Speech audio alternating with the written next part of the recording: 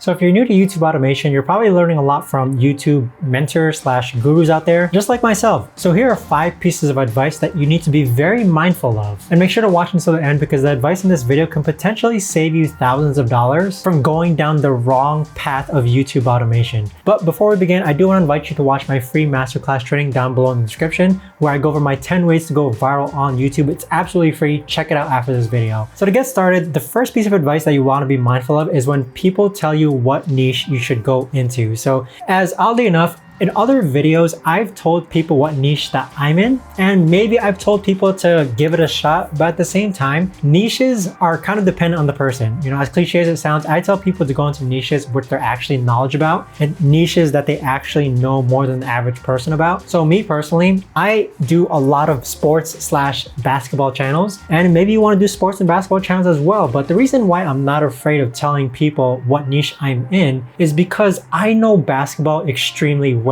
I keep up to date with it. I'm watching actual games. I know who the players are. So even if a common average person were to go into basketball, I kind of wouldn't feel threatened, quote unquote, just because I know that I can come up with really good topics, really good thumbnails, and really good titles when it comes to the basketball / sports niche. So with that being said, let's pretend that you know celebrities very well. That doesn't mean that if I go into celebrities, I'm gonna absolutely crush it. If you know celebrities a lot better than me, then your channel and celebrities should most certainly do a lot better than mine. So if people tell you to go into meditation or they tell you to go into sports, celebrities, tech, crypto, luxury, all these different kind of niches, just be mindful, take a step back and just actually see if it's a niche that you actually know more than the average person about. Is it a niche that you actually keep up to date with? So with that, I do go into niches personally that I actually know, that I actually have a good sense of knowledge in more than the average person. And I do think that gives me somewhat of an advantage when other people who are simply just going to the niche and don't know nothing about that niche. The second piece of advice that you should be mindful of is when people tell you to tag your videos. So the thing with YouTube is that I feel like there's a finite number of tags in which people think if they tag their videos, that's what's gonna rank their videos on YouTube, but that certainly is not the case. So according to YouTube themselves, tags can be useful if the content of your video is commonly misspelled. Otherwise, tags play a minimal role in your video's discovery. So another thing you have to think about is that if I'm using the same tags as you and you're using the same tags as me, what's going to differentiate our video that makes one video perform better than the other? It's not the tags, okay? So if you're spending more than 30 seconds on your tags, I honestly think that's too much time. I personally haven't tagged my videos in over 2 years now, and my videos still perform. Better metrics that you should be focusing on are your title, your thumbnails, maybe a good description, and of course the quality of your video. But overall, I'd say the top tier of what you should be focusing on is your title and thumbnail. Tags, they play a very minor role, if not a needless role. So I don't even spend any time on tags. If you're an individual who thinks tags are what's gonna separate your video apart, you've got a lot to learn. Now, the third piece of advice that you should be aware of is trying to acquire the best possible perfect videos that you can. So with that, I believe in something called the Pareto principle, which states that 80% of the consequences come from 20% of the causes. And from a YouTube perspective, what that actually means is that 80% of the quality of a video comes from 20% of the effort. So with my motto in my business, I must admit that my videos, they're not the best darn videos on YouTube. They're most certainly not, but they're 80% quality. They're watchable, they're digestible. So with that, I see a lot of people working a lot of time on training their team, trying to get the best, perfect, most quality videos that there is that you can possibly get. And from my experience of posting over 5,000 videos on YouTube, it really comes down to, I've posted videos that I thought were just mediocre and they performed exceptionally well. They've gone viral, they've gotten over 1 million, 10 million views, and I thought these videos were just okay. So after that kind of thought process, that doesn't mean I degrade the quality of a video. I still need quality videos, but I wouldn't go that extra mile just to get 100% quality video. 80% quality is fine with me, 20% of the effort, so that my team,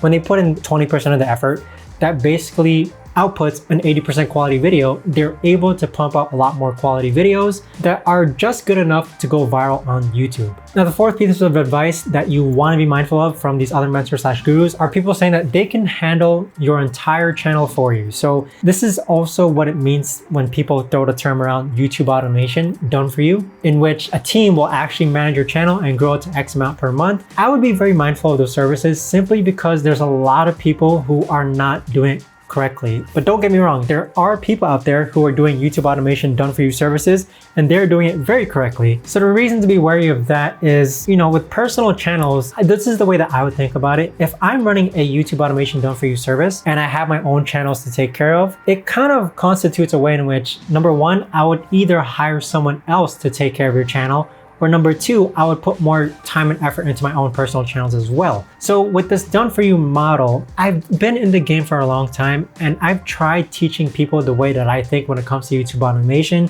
the way that I think when it comes to titles, thumbnails, topics, qualities of video. It's a very, very hard skill to teach, but it's not impossible, okay? So at the same time, with the YouTube Success Community, which is our own coaching / mentorship program, I try to teach people the way that I think, the way that I do things, so that they can run them channels themselves.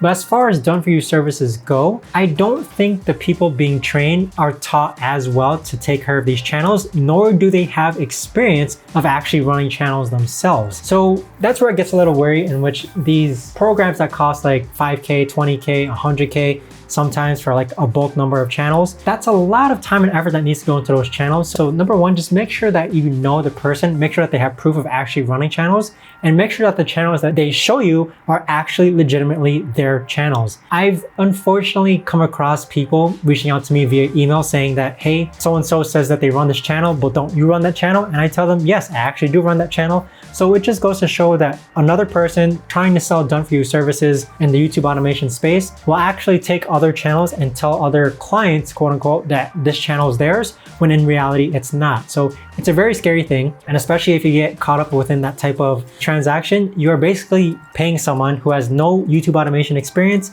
to run a channel for you. And that is not the route that you want to go. So be very mindful, do your background checks, make sure that they're legitimate. And keep in mind though, there are legitimate services out there. There are legitimate YouTube automation services who will do the channels for you. I know a few people that actually run the space, and they're performing exceptional service to their clients and such, and actually getting their clients' channels to 1K, 5K, 10K per month. So you just have to be on the lookout for them. Now, the last piece of advice that you want to be mindful of when it comes to learning about YouTube automation from mentors, coaches, gurus, it's people telling you that they can get your channel monetized. So without a doubt, there are services out there online which will monetize your channel, but I'm not saying to stray away from it, but be very mindful of the consequences that could potentially happen to your channel. The number one thing being demonetization. So with a demonetized channel, I've been studying demonetized channels for a very, very long time.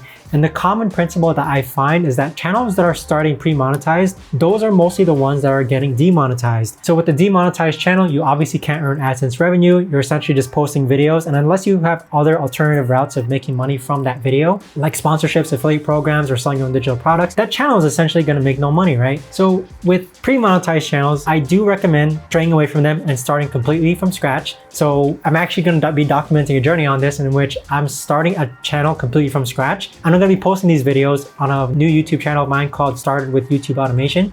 You can see the link to that channel down below in the description. But even so, pre-monetized channels, not all of them lead to demonetized channels, but pre-monetized channels, that's also against YouTube's terms of service. So if YouTube does catch you, do expect some consequences such as a suspension, or even worst case scenario, a termination. So with pre-monetized channels, individuals saying that they can monetize your channels, without a doubt, it's going to be fake views, fake watch hours, and fake subscribers that they're sending to your channel. I do like the idea that if you start a channel from scratch, which is what I'm doing and which is what I'm able to successfully do, it really proves to you the point that you have the skills of what it takes to do YouTube automation. Yeah, there's going to be like a 1 to 6 month period where you're not going to be getting paid, but even so, starting with a brand new channel, it teaches you the concept, it teaches you how to hire people, it teaches you what works and what doesn't work. I feel like you learn a lot just without getting paid. And if you really know YouTube automation well, think of starting a new channel as like a test for yourself to see, can I actually get a channel monetized using the YouTube automation knowledge that I've learned? I would stay away from pre-monetized channels. Go with a brand new channel or an old channel that you have that's like dead. But even so, I do want to invite you to check out my new channel where I'm going to be documenting my journey to go from $0 to $100,000 per month through brand new channels or dead channels through YouTube automation.